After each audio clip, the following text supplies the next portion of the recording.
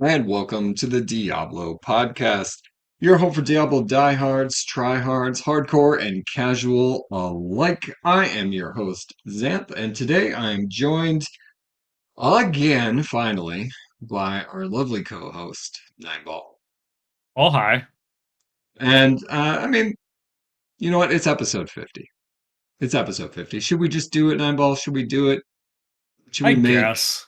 All right. And our other co-host, Nerdwards. Oh, that's Uh, sweet. And Hooray. you keep showing up. It's only fair to give you the co-title, right? Thank you. I Uh, appreciate it. we are now a triumvirate, and I love that. it's pretty special. And this triumvirate is, of course, brought to you by PureDiablo.com, your home for Diablo news, expansive wiki, and ever-growing community, and of course, this podcast. Head on over to PureDiablo.com for all of your Diablo 3 season needs. That sounds right. Um, get all the information that is up to date, and then you can quickly find out when all that information gets changed and pulled right from under our feet, which we will talk about down the road. So if you're tuning in, I thought I'll give you a quick little preface. And this isn't like a, hey, we know what we're going to talk about, so we'll just tune out. But like, we want to talk a little bit about how our season's been going. We'll dig into the new Lunar Event. We'll talk about the opening of the Gauntlet, a little bit on itemization and unique item requirements when we get there. So we're going to cover a lot of things. But before we do that, we want to compliment ourselves. Um, this is episode 50. 50 episodes. the big 5-0. I know. We did it. Mission accomplished. I'm packing my bags. Yep. I don't see how we need to do more. No, but 50 episodes is kind of cool. We've been going at it for a little over a year and a half now.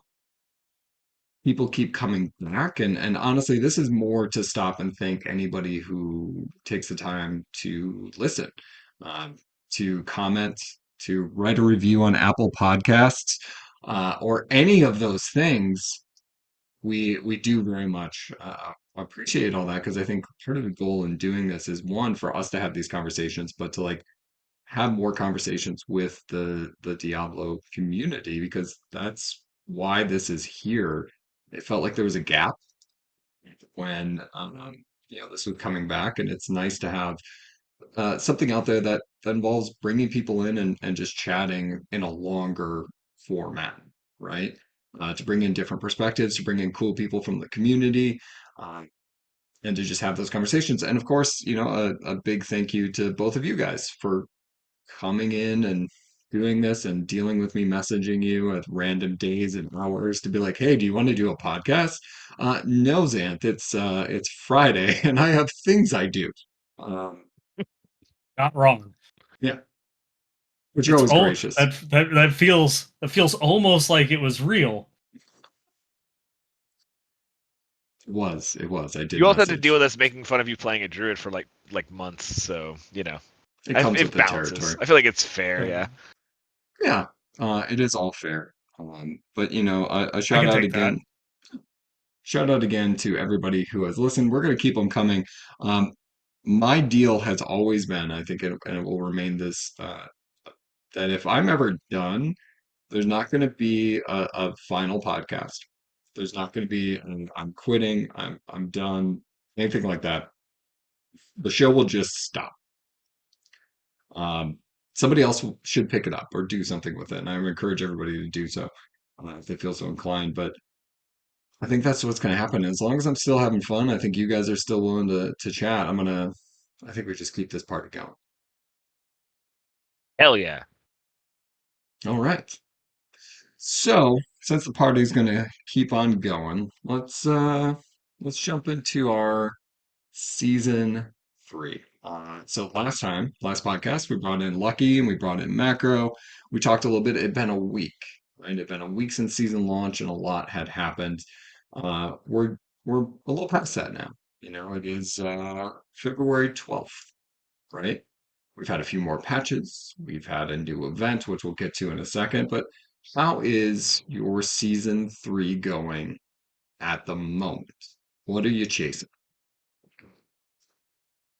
Well, I guess I can start because mine's going to be the shortest. Yeah, I'm not even 100 yet. It was just like uh, everything went wrong at the same time. Because I knew that I was probably not going to be able to hit the season all that hard, because I had the surgery like that Friday. But then like work got busy on like Tuesday and Wednesday, and so I wasn't able to touch it. Then like the layoffs happened, and that like really killed like a lot of my enthusiasm for wanting to go through and like continue on in the season. And then I had the surgery, and while recovering, I got sick, and so I was kind of like not uh, like the anti-congestion medication and all other types of stuff like makes me like loopy, and so not the best in order to go and like sit down and like focus on games. And then now we have like family from Europe that came into town last week, so yeah, I'm getting there. I'm slowly going through and playing in every little bit that I can, but then there was also like a couple of big like Warhammer releases as well that has been taking a lot of my free time away towards some of those other things. It's a confluence of elements, but Yeah. it's not the worst thing because Okay. I did watch 21 Godzilla movies. see, there Hell you yeah. Yeah. That's two hell yeahs already. Not even 5 minutes in. Not the worst thing because it does appear that you will still have time to hit 100 before the gauntlet. We'll get there. We'll get there. And Nerdwards, apparently how's you have a yours? life. That's a win. Yeah. Yeah.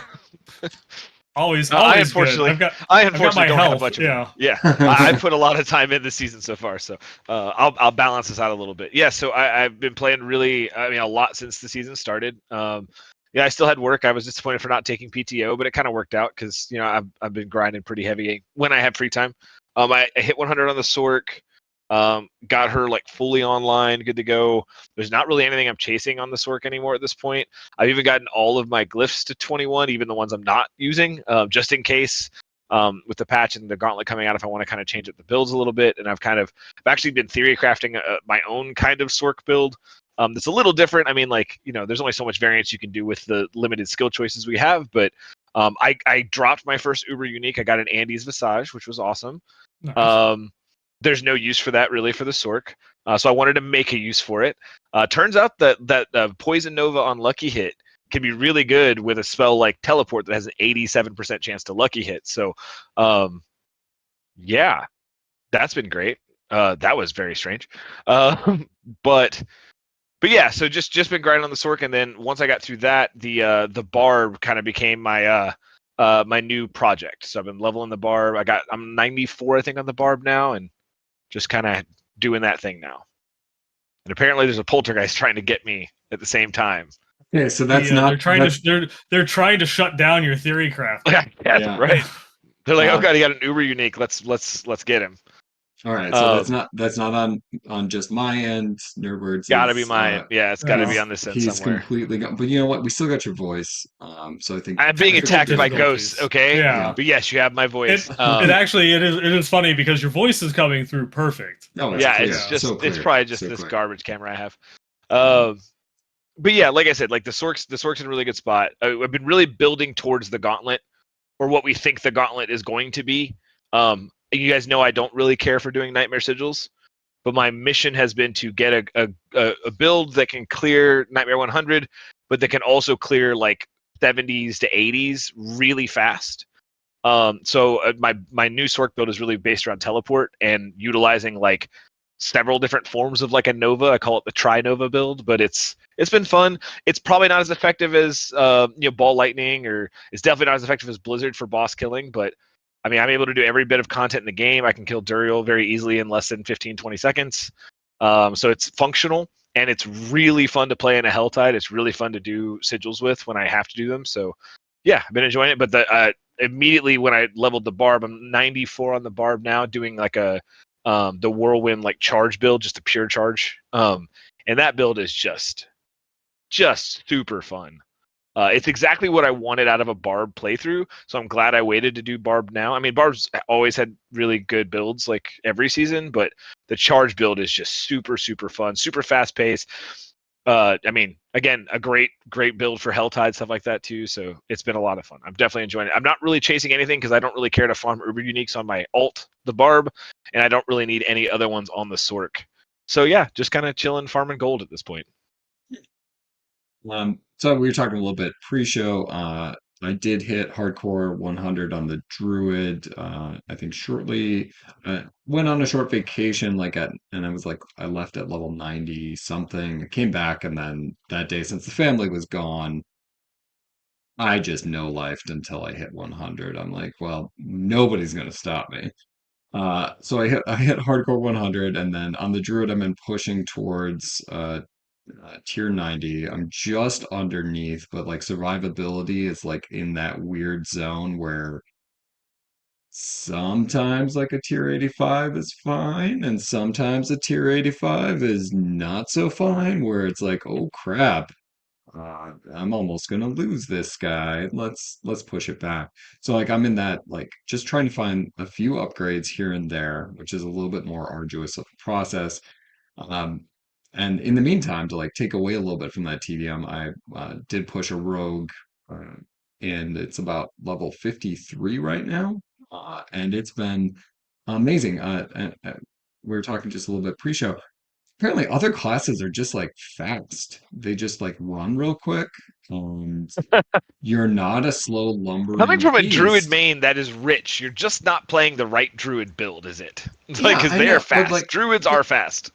not like inherently, not like leveling wise fast. Like No, I leveled a druid. It's pretty fast. it's softcore. So Okay. Okay.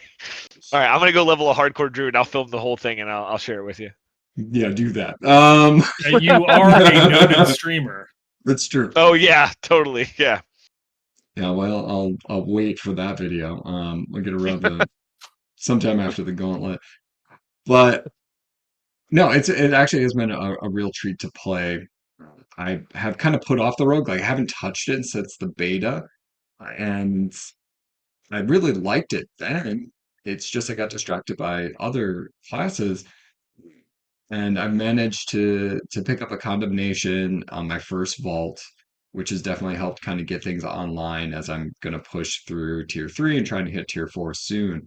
But it's been a real treat to kind of play something a little different. I do a build I'm kind of aiming for, so I'm hoping like maybe before Gauntlet hits, I have two characters I can kind of play with a little bit and see what happens. Now, in tandem with our season 3 journey is the Lunar New Year, and our Lunar New Year event. And when I posted my tier 100 Druid, I have to point out it finally happened, guys. The shop got me. The shop got Oh, me. did it? What did you get? Mhm. I I had mentioned it last podcast. I said I really Uh, liked the Druid set. And having done 3 battle passes now, I had 2,000 some platinum just sitting there. And it's the only time I've ever seen a Druid set that I actually liked. So I did. I clicked purchase, and I don't regret it because I think it looks cool. I like it, and yeah, I couldn't take myself away. Now, would I have actually spent 20 real American dollars on it? Probably not. But since I've already got that platinum sitting there, I had no qualms with it, and I think I'm okay with that. But outside of that, the Lunar Event, um, I have my likes and I have my dislikes. I like the layout of it. I like the functionality. I don't like that it's just kind of done the second you do it on one. The Midwinter Blight, I really enjoyed because I could keep coming back to that well. I could do more of the events, get more of the currency, and heck, just buy potions of experience, right? Um, that was kind of nice. Like there was still a need to kind of go back and play with it. Whereas now, like even leveling an alt, I don't engage with that event. It feels just kind of gone once it's happened on a character, which I did not like. What are your thoughts on the lunar event, guys? I mean, I feel similarly. I mean, the lunar event's very passive compared to the midwinter blight. Yeah, that one. I forgot the name of it for a second. Um, but I actually kind of appreciate that it's done fast and I don't have to do it again because it got me just right back to the grind. So I think that's not necessarily a negative. I think that somewhere between those two, because I thought the midwinter blight was too much. Like I had to spend too much time intentionally grinding that stuff to do that stuff. Whereas the Lunar New Year event, I could just continue playing the game like I do, get the shrines as I get them, and get the kills as I get them, and then I'd unlock the stuff as I unlock it. So that felt very passive. Midwinter Blight felt a little too involved. Like I didn't think the quest line was too long. I could have done with more of that, but I thought that like the farming was a little heavy. I think somewhere between is the sweet spot. But I mean, the shrines are cool. Like I mean, they're fun. I think the greed shrine should be a permanent change. It's way Mhm. cooler. Yeah. And I think that the conduit shrine, like, still for builds that are fully online and really powerful, you don't take conduit. Like you don't grab it. It just so give me max move speed in conduit form and maybe like 0.4, 0.5% more damage. And I think that you would see a better ROI for big push builds. But I don't hate it. Yeah. I think Nerdwards said everything that I was going to. That is pretty much like the Midwinter Blight. I felt the onboarding process in that one was just too long until you got to the part where you could just like go out and just kind of like do your thing, because you had to like sit there and like farm for what felt like forever to get it unlocked, and then you could get your rewards from doing like the nightmare sigils and stuff like that. And this one is just on, and you barely even have to like engage with it all that much while going and like doing dungeons, other things. I felt as if it could have something that just, I don't know, feels a little bit more, and also like Nerdward says, just a little bit longer for the quest. You Yeah. have a little bit more involvement in that, and I think it would have been perfect. Besides that, but at the same time, it does feel nice. That it's not like something that's like mandatory that you have to do, and like the speed with which that you can get to is like engage with the storyline, and then I'm gonna go back to like doing nightmare sigils or something along those lines, or just like farming in the open world, and occasionally come across one of the seasonal pylons, and can still engage with the mechanic then, um that as opposed to having to spend like a couple hours farming specifically before you got that ability to do so with the midwinter blight. Yeah, I Something in think between would be nice. the only thing that I would like to circle back to add is that the one thing that I feel weird about is the event, like in general, meaning like specifically like it's not ancient's favor, it's ancestral favor that you Yeah. gain, and like whose favor, like from a lore standpoint. I would like a little more detail there and like connect the dots. Like they could have named it something very similar but different, and it would have been cool. But there's, I mean, I think that like there's some really cool lore things that they can do with these little events. And this one didn't really grow the world. Just maybe kind of scratch my head and go, wait, what ancestors are we talking about? Like literally, like just like the people, right? And Yeah. they create all these shrines, right? Are we talking about like the ancients, or are they just calling it something different? And why is it this specific region that's talking about it and not the world? So it brings a lot of questions that I have. But I mean, like I said, it's fine. It wasn't intrusive enough to where it annoyed me. I kind of wish I had a little more. I think that's fair. I was really surprised. So, like I was saying before, I got back from vacation and I had that whole night and I was done. Like I was done in just that short Like an time hour. span. Yeah, like it Yeah. Yeah. I ran a few level 60 or 70 vaults and it was over. It's like, okay, I'll take my red pony and I will leave, sir. Um Now, in tandem with that, it did bring up a few points of criticism that we did have in Midwinter Blight too, and it does seem that those are being addressed. But if you're going to give me a cosmetic for a different class, you have to just let me use it right away. I don't want to make Yeah. another They're facing class that to on do it. Tuesday, though, right? Right. So that will Yeah. So happen next week. But man. I felt like that was one of the like, biggest criticisms of Midwinter Blight was I don't want to have to make a new class. Please don't make me do that. Um, and we went right back to it. So hopefully in the future, whatever the next event might be, that won't be the case. That we will just be able to use it right away. But whatever. Small things. Okay. So we're gonna get into a little bit more Diablo talk on this Diablo podcast. But it's episode 50. Guys, we've never served an ad. Now, if you watch this on YouTube, you might get like an ad at the front, like Verizon 5G. Um, we're not responsible for that. We also don't make money from YouTube or at all, but we would like to. So I asked you guys if you had a fake product to sell. We're gonna take this moment. I want people to hear that we can sell things. So, like, major marketing companies, as you listen to this small time podcast, you're like, I know these guys could sell our goods. We're going to prove it. We're going to show it. We're going to show what our ads could be like for you. So, Nerdwards, do you have anything? hell no, no, I Okay. got nothing. So, that's the kind of integrity that Nerdwards brings to this podcast. Yeah, Welcome to the I, team. on the yeah, other we did hand, it. am willing to sell out. Um, I I Neinball?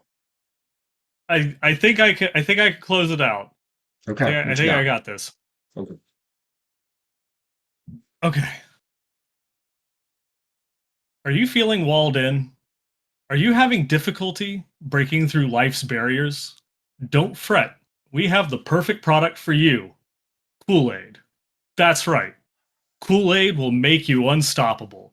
With this easy to drink potion, you'll be able to live your wildest juggernaut fantasies. Drink Kool-Aid. Everybody's doing it. I'm sold. I am sold. That was pretty great. I That brought was a good. juggernaut breaking through walls. That's pretty good. Okay, I got one. You ready? Hmm. Nerdwards, how often do you think about your nipples? Oh God, at least every hour. You're thinking about your nipples way too long. What if I told you there was a product that could take some of that stress of your nipple thoughts off your plate? I would be interested. Well, I'm here to ease your mind with Nippies. That's right. No longer will you have to worry about chafed nipples on the regular. You can go to bed with peace of mind knowing that your shirts are not bloodied and stained with Nippies.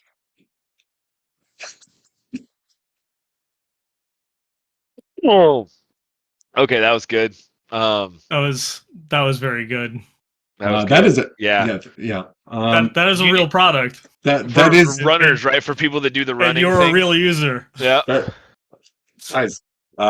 Chafed nipples are no joke. Apparently. Uh, So that's just a brief foray of what we can do for you. Google, Amazon, We'll uh, sell your nipple I'll chafe cream. waiting for BetterHelp. the call from NordVPN right now. Yeah. HelloFresh. I promise. HelloFresh. I will not talk about Nerdwords nipples. Oh no, and Uh, I literally eat out like every day, so I'd be the No, worst because it'd stop. be such a lie. You got to save that. Save that. Don't No, yeah, I because like totally, yeah, that HelloFresh, man. Seriously, that's yep, that would that's that would me. be later in the advertisement. Like I used to eat out all the time, but no, I don't. See, we could do that.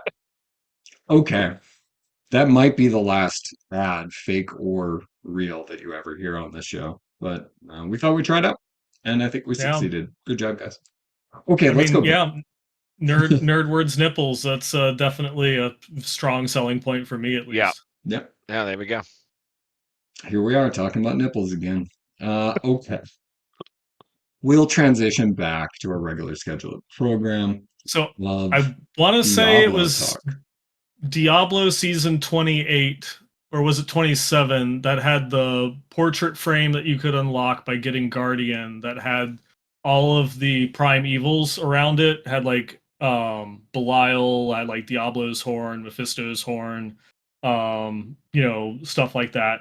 But it had Asmodean's nipple ring Hmm. in the portrait frame. Yeah, I think that was it. I So I do yeah, recall to that. segue this back into Diablo. I It's need to it. pull that up because I don't remember a nipple ring being a part of that, but I need to see this now. So I Oh, it is. believe It is. specifically it is Asmodean's exquisite nipple ring. Hmm. wow. Yeah. Yeah, Okay. it's a real thing. Yeah.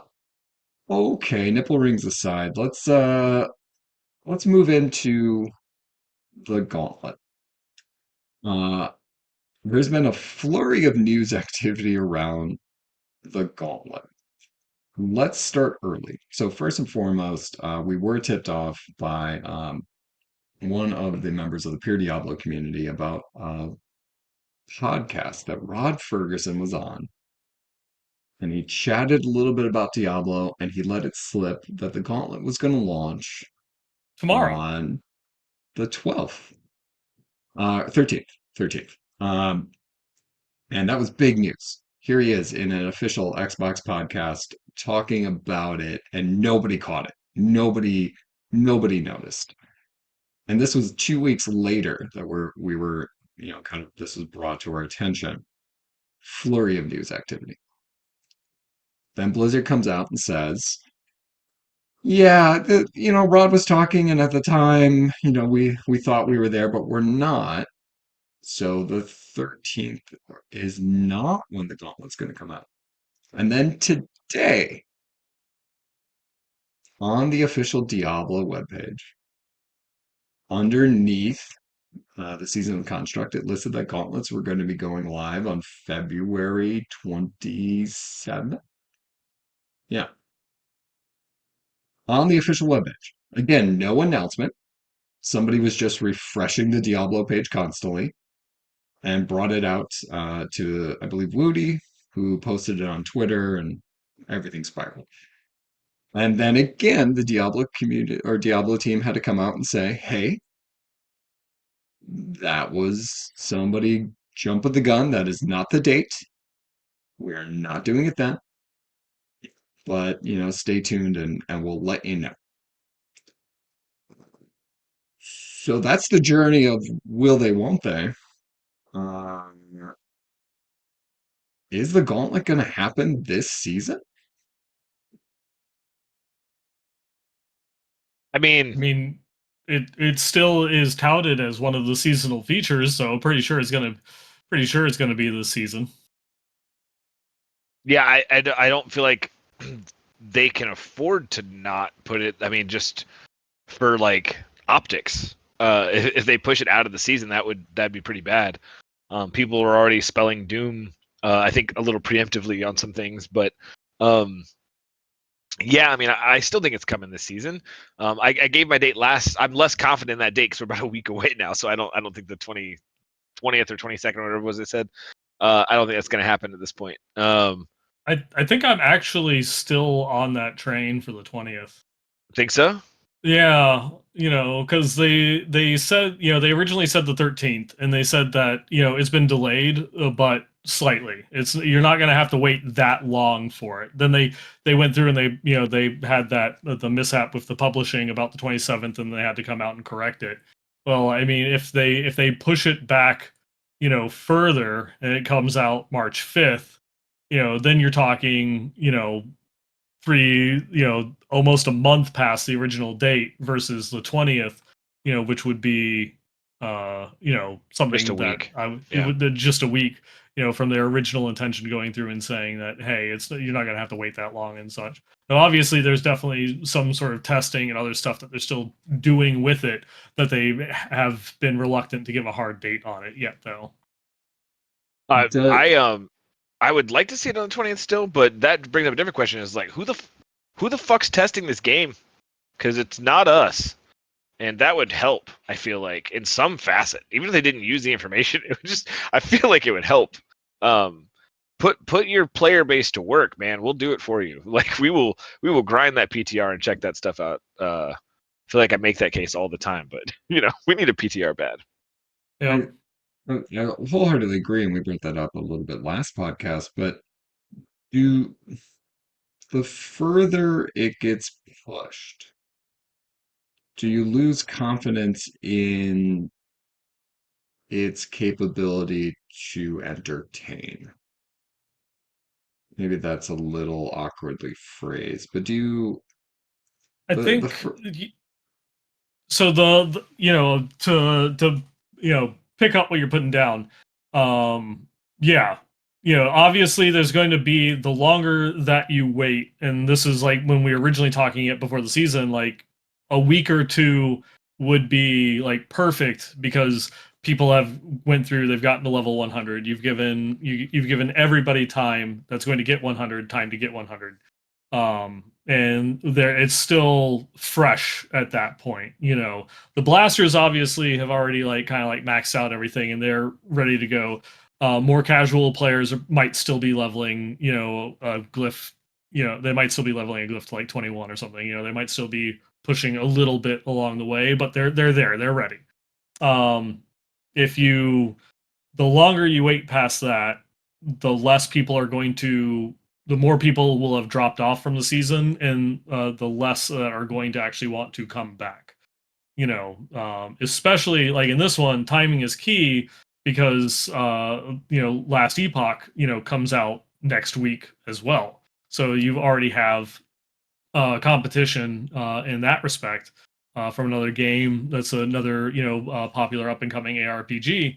Um, that is going to be even harder for people wanting to play a brand new game versus a seasonal update that they've been waiting weeks for.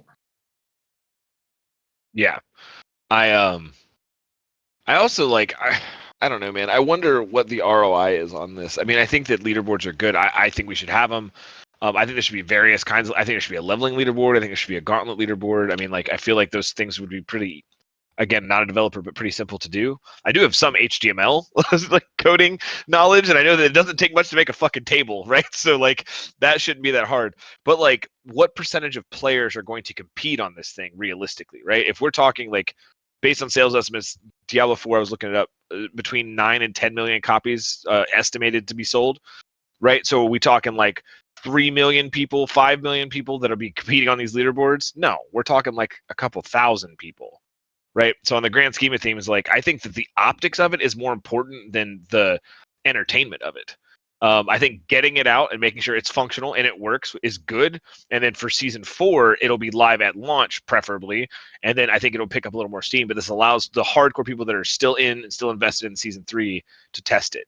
I don't see it bringing people back in droves, but it could make their engagement tick up a bit, And I think the optics of them getting it out as soon as possible is more important than it being entertaining at this point. yeah, So I think we want it to be entertaining though. Like, don't get me wrong, like we want that.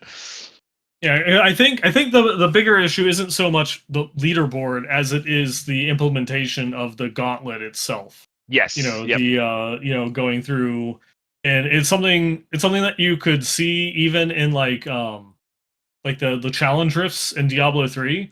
Like Yeah. even though like the monster spawns were generally all the same and such, there's always the same types and groups. If you went through and you reran it, their placements would be slightly off. It wouldn't always be Yeah. like in the exact same place. Like this elite is, like kind of like a quarter screen over or something like that, or it spawned a little bit closer to the top as opposed to the bottom. Like there are little inconsistencies with it, but that was because of like the way that the engine functioned. And so going through and having to code things to always spawn like that same exact way all the time is probably taking like a little bit of work.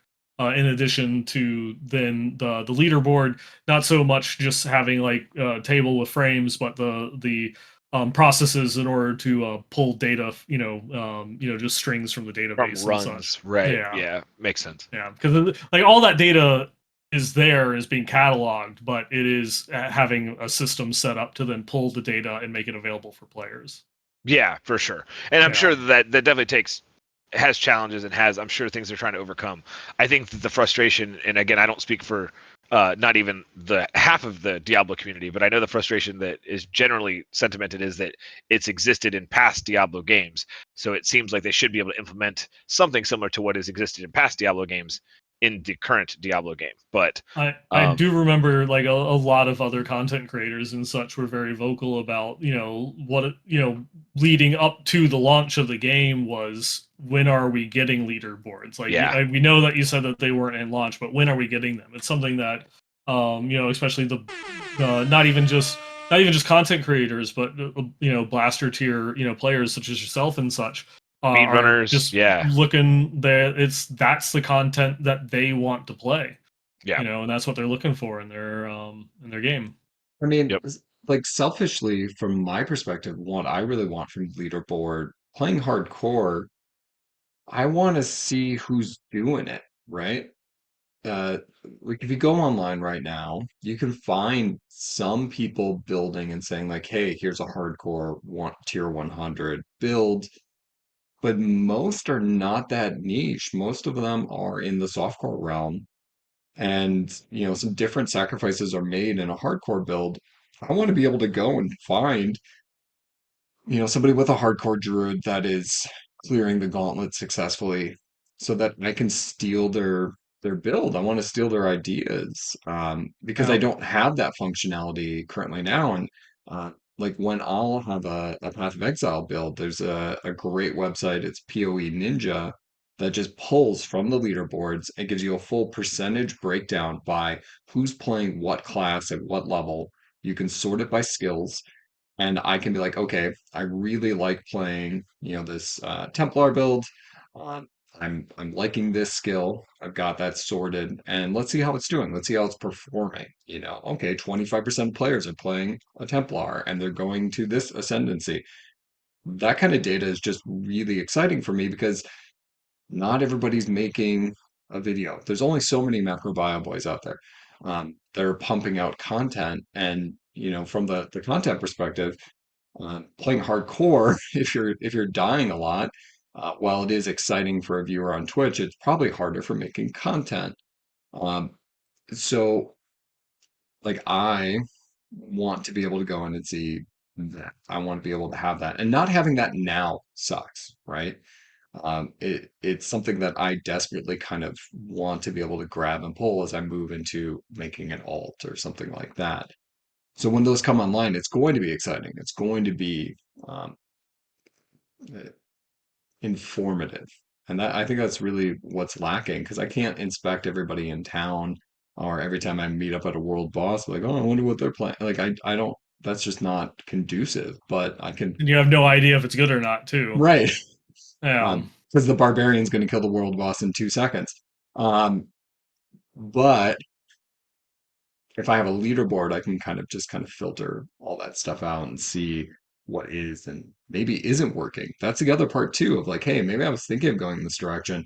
And yeah, I could spend hours trying to put it together a perfect Paragon board. I'm not going to. I don't have that kind of skill. Plus, I hate the Paragon system. Um, but I can see what somebody else has done. Or look and be like, oh yeah, that's a horrible skill. Nobody should play that. Okay, I was wrong. Uh, that's nice to know. So it'll be good. I do think it is disappointing. I'm 100% on board with you, Nerdwards, that it wasn't there at the start. Like seeing, again, how did they get there? Did they make it to 100? Did they not? From the hardcore perspective, yet again, watching people get killed along the way, that's exciting. Like, oh, they died. They didn't make it to level 100, or they didn't make it to a tier 100. They died at tier 92 or something like that. Um, That would be cool. Which gauntlet has the highest hardcore deaths to it? That would be a great, little infographic statistic to throw up. Yeah, all those kind of things would be really exciting, but we don't have them. And every week that goes by, and we heard Macro talk about it last episode, threatening to burn his computer, which, by the way, Macro, we're going to come back and talk about that because I think you're going to have to burn a laptop with how late this is going. But the longer we go from season launch, the less informative that information is because we lose so many people along the way, right? Right. Whereas more people might be coming in and staying in if they had that weekly thing to kind of come back and reset and challenge themselves and push for. Um, If we're sitting there at week 4, week 5, there's been some competition. I've heard about this game called Helldivers that apparently is pretty cool. People yeah. like playing that. Uh, all sorts of cool stuff and good games out there to kind of dive in on. So yeah, it's gonna be hard. And yeah, you mentioned it too, Nine. Last Epoch, a direct ARPG competitor. Um, that'll be Yeah. tough to pull from because it's new and And it's shiny. I know personally, like season 3 is probably over for me by the 28th of February. So FF7. yeah, Yep. Mm, Final Fantasy 7 Rebirth's Rebirth. coming out. Yeah, the Skull and Bones is demo. finally launching tomorrow. Yeah, I'll be playing that. I played the beta over the weekend. It was fun. It was kind of toxic, but I kind of was into it. yeah. The Um, Rebirth demo was a lot of fun. I know there's some controversy over like graphics and stuff like that, but I really enjoyed the what we got to play in the demo. I'm really looking forward to see what they do with the story and, as well. well, and speaking from I've had a few realizations in my life in the last few months. One of which being I'm not an ARPG fan. I'm a Diablo fan. Diablo I fan. Yeah. realize that, like, and I've talked a little bit about it on the podcast stuff, but talking with my friends and stuff, like, I've tried other ARPGs that I should like that are very similar to Diablo, especially like the older, Diablo 2 specifically, which obviously is like Hmm. my first big passion and love. But I can't do it. I can't go play that game. I can't. I've tried so hard. I can't do it. But I put probably, I mean, only about 15 or 20 hours into Last Epoch in like the early development phases, and it's really good. It's really good. I don't know that it'll catch me the way Diablo did, because Diablo got me at the right time, at the right point in my life, and I've been stuck forever. But Last Mood. Epoch does look very good. If you're a Diablo fan, it's going to be. And keep in mind too, it's also the price of the Portal pack on the store for Diablo 4. So you can either go buy Portals for Diablo 4 or go buy Last Epoch, because it's $35. So yeah, Um, full disclosure, I bought it a long time ago when I was killing time waiting for D4, and it's been a nice little treat. I'm a huge fan of ARPGs in general, so I like to kind of go and then daydream about how all those systems can come together for the perfect ARPG because everything's lacking something. Um, competition breeds better quality, right? That's right. the whole thing. That I'm going to is. be in Diablo probably no matter what, but that should, if we see it start to translate into other things for other games, I think that's good for everybody. So Absolutely. More people playing ARPGs means more ARPGs exist and get better and get money, and then, yeah, it's hard to complain about that.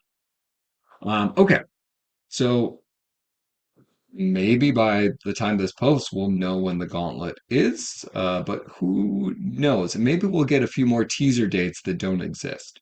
Um, you know, just put them all out We'll there and just just we'll just go from through every Tuesday from now to the end of April. right.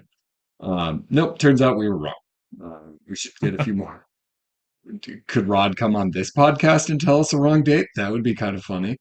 Um, I'd be down for it. you know what? I'm going to give Rod a standing invitation to the Diablo podcast to come on and give us misinformation, stuff that has nothing to do with it. Like everybody's going to get a unicorn on March 17th, so log in, and then the next day they season have to come four, up. the return of Magda. Right. And then like, oh wait, nope, sorry. Turns out that was incorrect. Okay, that would just be fun. A little footnote. Um, Okay. So one thing we do know is happening is we are going to get a patch tomorrow, and one of the big selling points, and Pez Radar was nice and cryptic about everybody hold on to your Uber uniques because something's going to happen, and it is. There is going to be a way to target craft an Uber unique if you haven't been lucky enough to get the one that you really wanted, and the one that I've really wanted is any of them. So this doesn't hit me. But for those of you out there hoarding up like smog, all of those Uber uniques, you got the whole Lonely Mountain filled with starless skies, and you've been wishing for your shotgun. Now's your time. You get to do a little crafting. I believe the recipe is 5-1 because again, I've got so many. 5-1, and then you get to make any Uber unique you want. Um, so I have some thoughts. I've got some thoughts. One, I think this is great for everybody who is hoarding all of that stuff, and you do want something that you don't have. 5 seems like a bit much, and I haven't run Duriel enough to like really honestly say like I You're right. Just don't even second guess it. You're right. It's a bit much. I've run a lot of Duriel. It's a bit much. the one thing that does stand out to me though is these sparks, right? Give me a chance to get a spark from everything. Give me a chance to get a spark in a Helltide. Give me the smallest chance, but give me a chance. Give me a chance to get a spark running Grigor. Give me a chance to get a spark running Beast and Ice. Give me a chance to get a spark from everything. And then everything will feel a little bit more exciting. Give me the greatest chance of getting an Uber from Duria. Okay. But give me a chance so that everything has just a little bit of value to it. And Helltide's never going to be as great, right? It will never be as easy as Duriel or as high of a percentage. But if I've always got a chance, then everything feels good. And then it will feel really great when it does happen. But right now, for me, this doesn't do anything. Is that the question? So- Because that's the so- consensus. Yeah. Oh. I mean, did they say that? I know that they said that you get those sparks from salvaging Uber uniques, but is it you only get one? we don't know Did that. they- Yeah, we don't Okay, know yeah, that that's yet.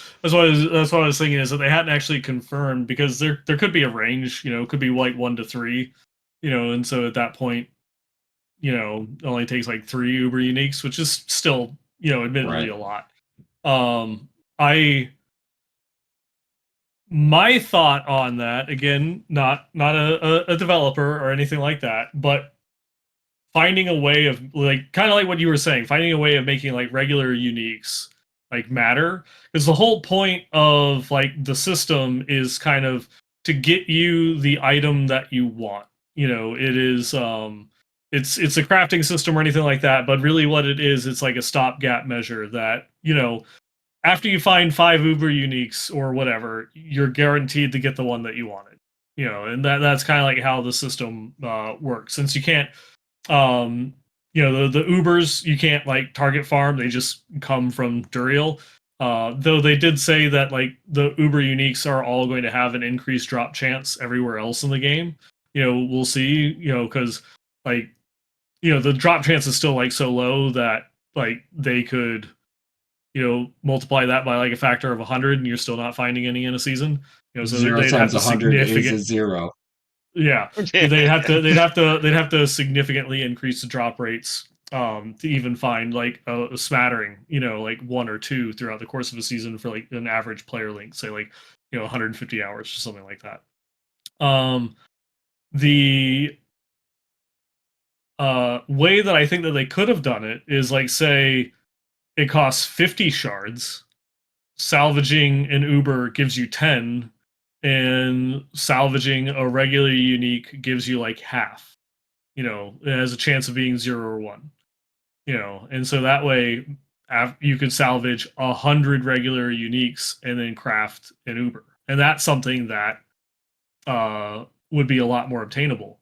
especially through it, makes the boss ladder have a little bit more oomph to it, because every time that I do the ladder, I'm getting like a couple of shards. I'm killing Duriel and I really don't care what I get. I'm getting like a couple of uniques from him, or even I'm killing, any of the other, bosses out there, and I'm getting uniques from them that I'm salvaging, and I have like a coin flip chance at getting a spark to eventually go through and craft it, or just doing Helltide and getting uniques there, dungeons and other stuff.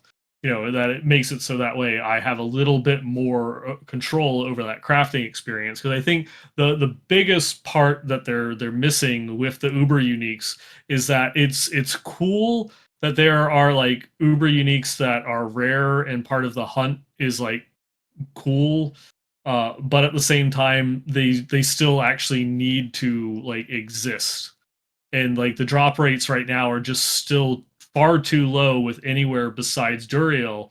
And even with Duriel, it's more of like a time gated, thing, whether you're farming gold to buy the materials, or you're, going through the process with the Hell Tides and farming up your own mats to run Duriel, which gets really boring.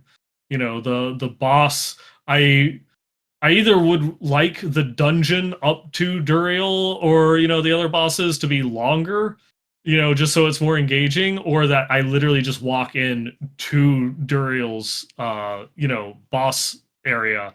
Either make it longer and make it a purpose to having to run through a dungeon, or just remove that little tiny foyer completely, because it's Feels pointless. pointless. Yeah. Yeah.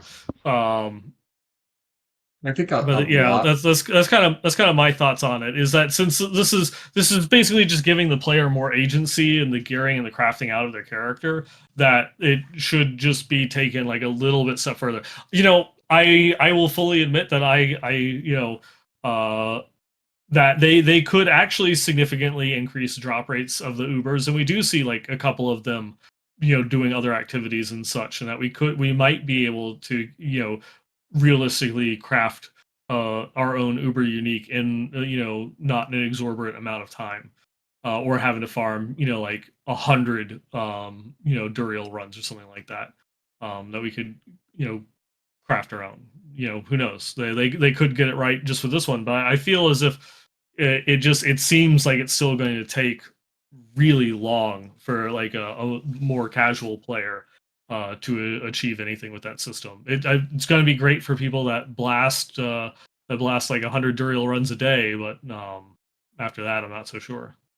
It it strikes me I have a very soapbox much. about this, so Oh, well, Yeah, for me, it strikes me as very much a stopgap between the itemization rework. Um, I would hope after season 4 comes in that Uber uniques are nice and obviously an enhancement to a build, but are not, that don't feel like as much of a requirement. Like that's really all there is kind of as a chase right now. Um,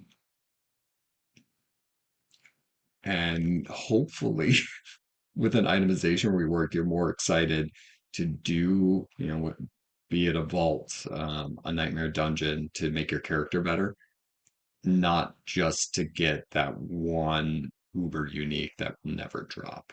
Um, so that's a let's give Nerdwards a soapbox, and then let's talk about itemization. well, it kind of spills into that anyway. I think that, well, one, I completely agree with what Nine said. It's until we know how many you get for salvaging an Uber unique, it's hard to know the impact it's going to have, right? If you get 5 shards for salvaging an Uber unique, then it's a 1-to-1 ratio. yeah, That seems pretty like insane.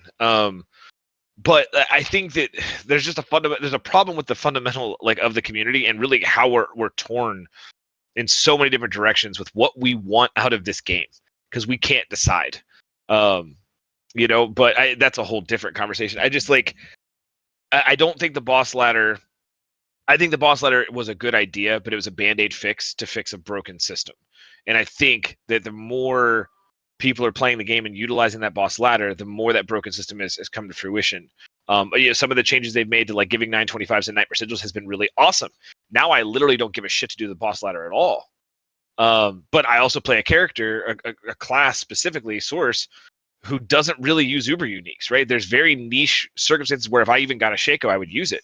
And I'd really have to respec my whole build to do that. The spear is a fucking joke. The shrine spear, I don't like. It would be useful, but it inherently, because of its randomness, there's going to be times where it's awful. There's going to be times where it's great. So therefore, it's inconsistent and not worth me grinding for the chance of ever getting it, right? So even grinding out the sparks is a waste of my time. But in my head, I've just resigned that they don't exist. Like for me, I farm Duriel because my buddies all play Barb. They want to farm their Shaco and all that bullshit. But the problem is, and this is something I've noticed with my friends and with people I play with in the community and people I see content creators talking about it online, and it just makes me question, is that I don't think anyone knows what they want, right? Like, we want a Shaco. Okay, why? Why do you want a Shaco? Okay, to increase your power. Okay, why? What are you doing with that power, right? Until there is an objective to use that power for to min-max, what the fuck do you care to spend 400 hours doing it for? Let alone the fact that it ends in 2 months. Because it's gone, right? Yeah. And I feel this very deeply in my core because of the tuning stones this season, right? So the Uber tuning stones this season, the drop off of Uber Malphus, and specifically off of him and the chests. I hate them. I hate it. It's and I spent a lot of time I know I did well over 100 Malphuses before I finally got my first drop, and then I got my second drop like 3 runs later, which was great, right? But I spent 100 runs with all my stones already maxed out, grinding nothing. I'm getting no loot, so I'm spending hours staring at a screen, clicking a button, watching my Barb friend one-shot a boss, so there's no mechanic. So I'm bored. I'm bored shitless. And then we're calling that like a problem of the boss ladder, a problem of the loot. It's a problem of broken things in the game that need to be fixed, and our fun needs to be ruined a little bit. It's same thing with Ball Lightning last season too, right? It trivialized every bit of the experience, which makes it boring. For instance, fighting Varshan, fighting Grigor, fighting Beast and Ice at level 50, 60, 70 on a class that isn't a Hoda Barb feels fun. Like there's mechanics and there's dodges and there's things to do. But as someone who plays with a lot of friends, like I have found myself separating from the group to play by myself intentionally because I'm bored. Because a Hoda Barb just kills every boss, so I don't see the mechanic. I don't have any fun doing it. And yes, it's more efficient and faster to just get the boss dead and get your loot. But then I'm not playing the game. And if the point of the game is to kill stuff, get loot, and then kill more stuff to get more loot, I'm just watching someone else kill stuff to not get any loot, to watch someone else kill stuff to not get any loot. It's fucking terrible, right? That's not a problem with the game. That's a problem with the community outcrying to the point where they broke an already broken system even further. And that's my point. We want things to chase, but we don't want to chase them. Yeah. Right? We want things to chase, but we don't want to chase them. Okay, then maybe rethink what we're playing at this point. And I think that's the big issue, is that like we have to figure out what our intent is for these items and for what builds we're trying to make and what we're trying to do. I mean, take the Druid. You're not using a Shaco really either, right? Because of Tempest Roar, because of all these other helmets, as a Sork, right, with Godslayer helm, and now with the Starfall Coronet. I mean, there are builds that can use them. But like, for instance, I dropped an Andes. Andes is not a Shaco. It's not but I was like, you know what? I want to build around this helmet. I'm trying to incorporate an old school Diablo mentality where instead of going, I want to make this build and I need this item to make this build, I went, what just dropped for me? Okay, I'm going to use this item to make a build for the items that are coming to me. And I think that that's a mentality of the player base that needs to shift, or the design mentality of the game needs to shift. And until those two things meet in the middle somewhere, there's going to be this constant like push and pull, because you have content creators out there that are getting fed billions of gold and hundreds of Duriel mats that have Uber uniques across the board, and they build these build guides with these Uber uniques in them. And then the average casual, still blaster, sees that and goes, I gotta have that. So now they're spending hours and they're losing interest in the game because they're doing the most boring thing in the game. Instead of going and grinding Duriel for 6 hours, just go play the game, man. Go grind some sigils, go do some Helltide, go run around the PvP area, kill some world bosses. Duriel is there to like satiate the needs for people that want that specific item. But understand, if you're going down that road, you're going down a very boring slog of a road. Instead, play the game and have fun. And if it comes, it comes. If it doesn't, every build in the game is viable without Uber uniques. Every single build in the game. In fact, every build in the game is viable without uniques. Well, actually, no, not for the druid. There are some builds that aren't. But the point is that there's a lot of fun in Diablo 4 to be had. If you're breaking your own gameplay loop by following this stuff, then it's on you at that point, in my opinion. And I really wish that they would just make quote unquote Uber uniques rarer than the average unique, but findable in the world, Yeah. and give the boss ladder more intent, right? Like what you're saying, Nine. Give me some reason to grind it that isn't that. Again, the reason why we liked farming for things like Tyrael's Might in Diablo 2 is because you might find a Jaw rune on the way. You might find a Shaco on the way. You might find something else that's useful that'll change your build or work for a different character. But if I find another Andes, this happened to my friend. He dropped an Andes Visage, and then he dropped another Andes Visage, right? And he was ready to rage, and I get it. Now, I'm glad they're doing the sparks, but if he gets 2 sparks, he's still 3 away from crafting the one he actually wants. And that feels bad. But what feels even worse than all of that, in the new system, if you have all of the stones besides like one that isn't the Uber tuning stones, and you craft a cachet, it gives you the stone you're missing, right? If you craft the cachets, it gives you your missing stones, the ones that aren't maxed out, which is fantastic. I think it's a great system. Allows you to fill that system out a little faster. And you could use those on your ults. But if you get the Uber, let's say you drop Genesis and the only stone you're missing is Evernight. I've had friends on my friends list get Evernight, and they get Evernight again. And they get Evernight again. And they still don't have Genesis. So they've dropped 3 Uber stones and only have the one. Like, and this is a seasonal mechanic that ends in 2 months and will go away forever.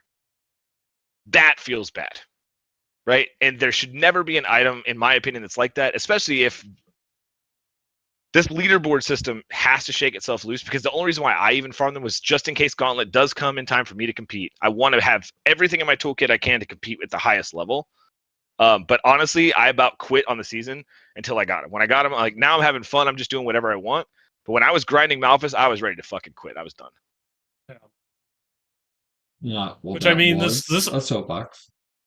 yeah. I mean, this Sorry, this I also apologize. kind of like ties into the point that you've made for a very long time of there just not being anything to do for the end game. Yeah. You would, it still kind of like lacks like that in game after you get all those Uber uniques and stuff like that. I'm not sure if the Gauntlet is going to fulfill the same role that Abattoir of Zir did. Since For most it's people, it won't. yeah. But then again, the Gauntlet could surprise us and be a lot more engaging than we're expecting. So, Which hopefully it is. yeah, I think there's a good transition there because a lot of that does focus on Itemization. itemization, right? Itemization is still, I think, the most glaring issue. Like when you play Diablo 4, it is a beautiful game. I don't think there's an ARPG that can hold a candle to how great this game looks and feels with combat fluidity and just graphics. But when you start pushing into those higher levels, you hit your 100 and you start trying to make it better. The skill tree, the Paragon system, and the items, there's some funkiness there. So we know items are going to get fixed. And then I hope down the road, our skill tree and Paragon get another pass. One thing I'll point out is I like the fact on my little central companion, I can change out its skills and I can adapt how it plays. Now, obviously, we've had enough time to kind of figure out what's optimized. But I would 100% sacrifice the Paragon system to slot those runes in on any skill I have on my tree right now. It would feel awesome. Mm-hmm. And it would also be easier to understand and probably less labor intensive. Have you reached the point where when you're going to change up your build, you just think, I'm going to have to click 215 times? I don't want to do that. I want to slot in a few runes and start hucking out where NATOs everywhere, or something. But that's a topic for a different podcast. itemization. So we did find out, and this was put out about a week ago. It was actually like the day after our last podcast because we did ask, when are we going to hear about it? Um, Blizzard did say they're going to tip their hand a little bit early. We're not going to be hearing about itemization the week before season 4, but that they're gonna put some ideas out there and they're gonna talk with the community before it happens. Um, so we're not going to talk about what we think it's going to be. I thought we'd end today with what's the worst possible thing they could do for itemization. So I'll start. More affixes. That'd be. I don't know how they Yeah. would do that, but yeah, that would be pretty bad. That'd I be pretty think bad. the worst thing they could do is like, look, we heard it. We're going to change nothing. We're going to add more affixes on everything. And the font, a little bit smaller. That's my thought. I I think that's like it. how it gets worse. Yeah. I mean, personally, I think the worst thing. I mean, that would actually okay. That is the worst. I don't think that they could make it worse than that. If they somehow added more affixes, I would just never. I've already gotten to the point where if I get to 2 million on an enchant roll, I'm just done with that item. I don't care how GG it is. I'm done. Like I have a friend, shout out Viz, who I know is going to listen to this. He spent like 200, 300 million gold or some shit on an amulet the other day. 30 million a pop now is how much it costs to roll that amulet. I'm like, dude, I'd have cashed out a long time ago. But it's GG, right? It's like it's it's GG across the board aside from that one roll, so I get it. But no, I think the worst thing they could do is I'm not saying that sets would be the problem, but sets in the style of Diablo 3 is not the answer. Even though I did enjoy sets to a certain extent in Diablo 3, they really did just become what kind of Necro are you playing? What kind of wizard are you playing? Are you playing a Taurasha wizard or a Firebird wizard or a Demo wizard? It really bottlenecked build diversity with greater rifts, really bottlenecking that diversity. So I think that right now, and again without going too much into it, I have played probably 12 or 13 different builds this season and cleared Nightmare 100s on all of them with a Sork. And none of them are as powerful as the single target damage on Blizzard or as fast as the Ball Lightning Wizard, even after the nerfs. But all of them have worked. All of them have been super fun in their own ways. And I think that that's a really good place to be. I don't want to get to a place where, well, Taurasha Set Wizard is just now the best, right? And we just got to go do that now, right? That's what I want to avoid. So hopefully, if they do inevitably bring sets, it's not right now and it doesn't bottleneck everything else. I think to build on top of that would just be, obviously there's the whole joke of damage on Tuesdays and such, but I think that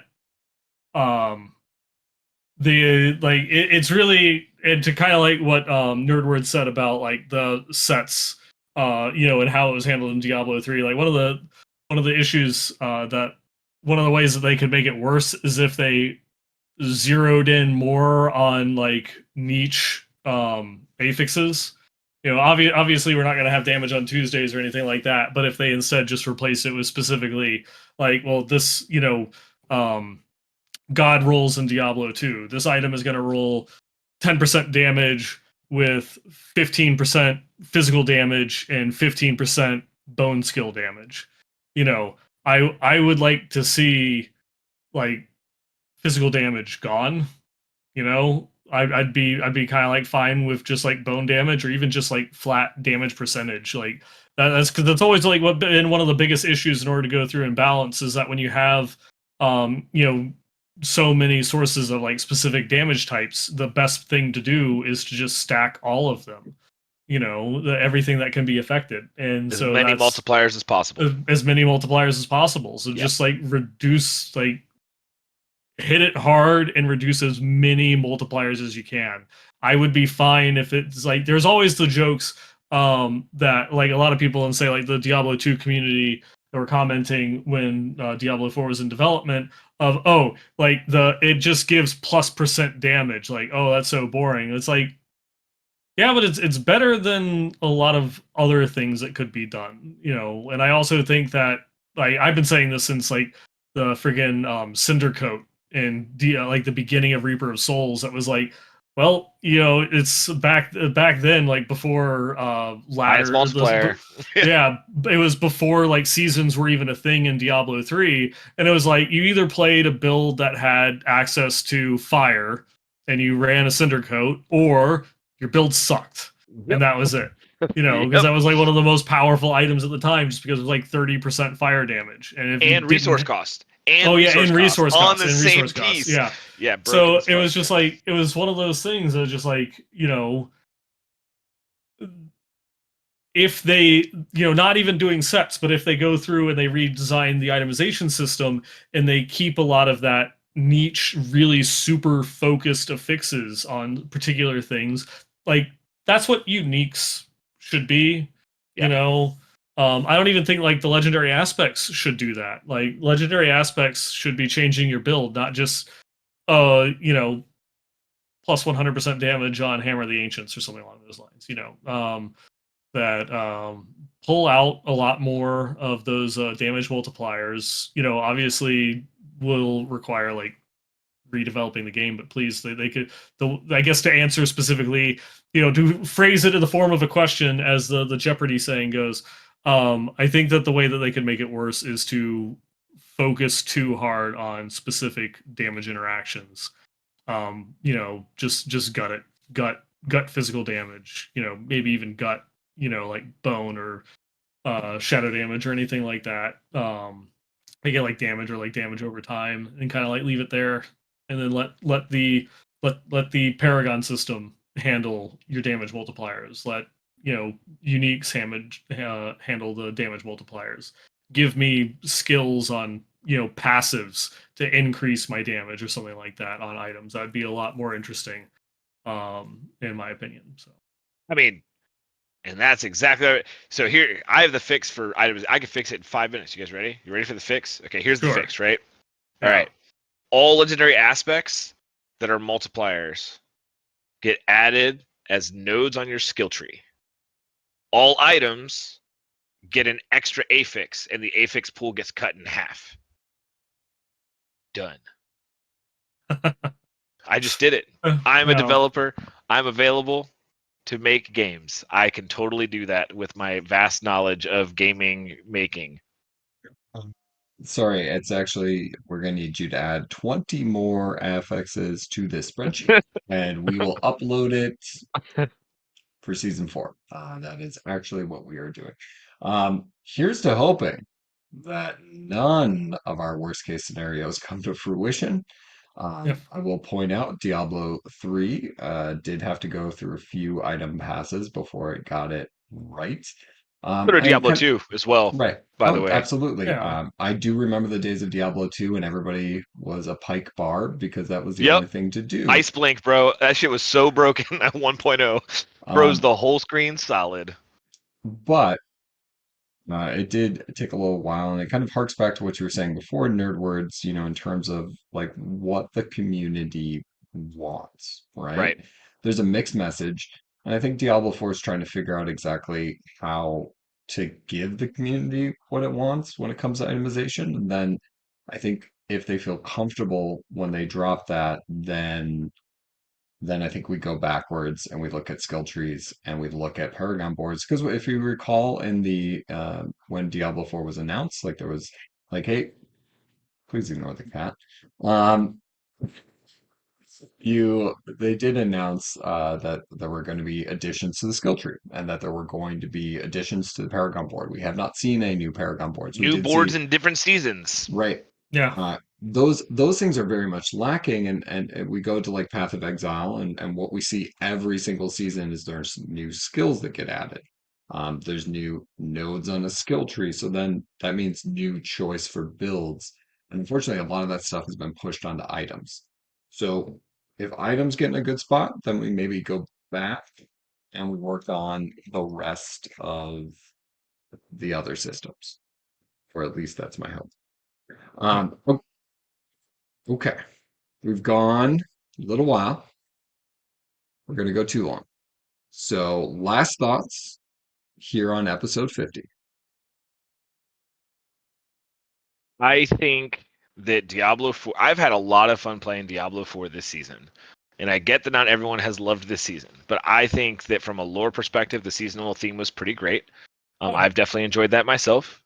The pet might not be as impactful as we want it to be, but it's a seasonal theme. It'll be gone in 2 months, so it'll be okay. But I have I'm telling you right now, once you get the Uber tuning stones, it's impactful. It's pretty damn impactful. But God bless you if you ever get those damn things. I'm having a good time with Diablo 4 currently. I think that if the development team listens to this at all, I have a message for you. I get that your streamers and your big streamers and your content creators are the ones creating content and pushing this game and continuing to advertise for this game, but they make up less than 1% of your player base. Please fucking stop listening to them because they don't know everything that they're talking about. You have millions of people that do enjoy this game in some capacity. There's still improvements we want to see, but there would be a lot of value in a PTR for many people to test and not hear the voice of 30 people that have the most views on Twitch. Because they do not speak for me, and I know they don't speak for any of the people that I know either.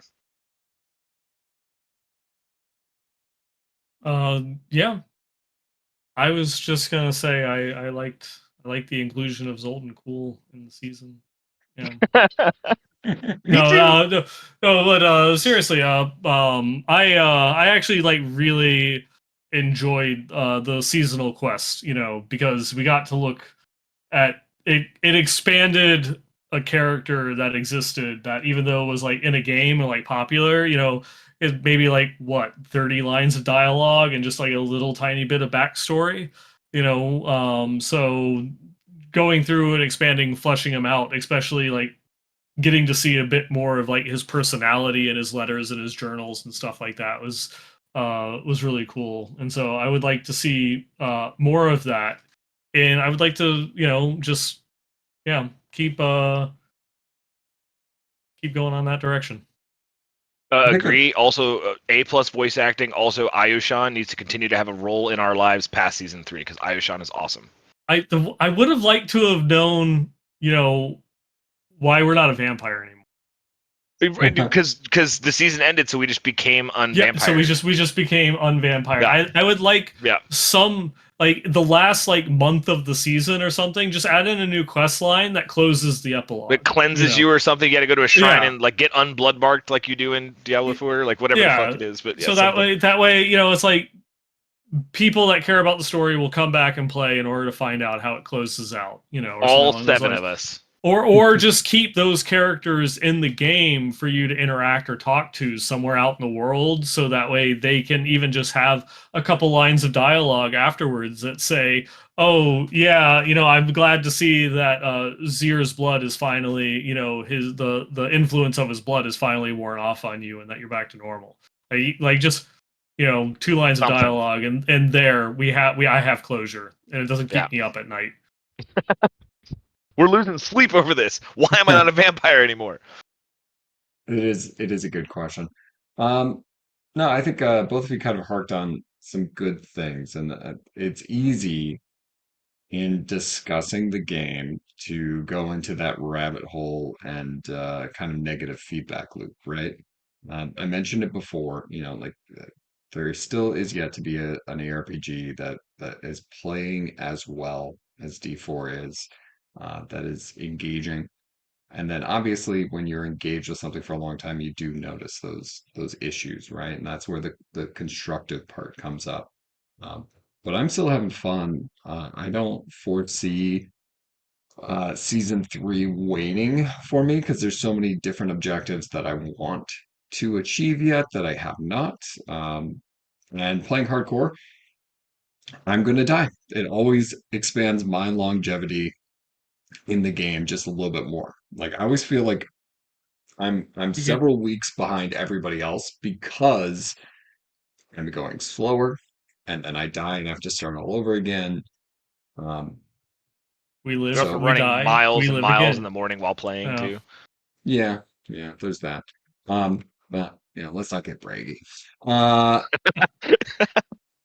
Okay, so it is the closeout here for episode 50.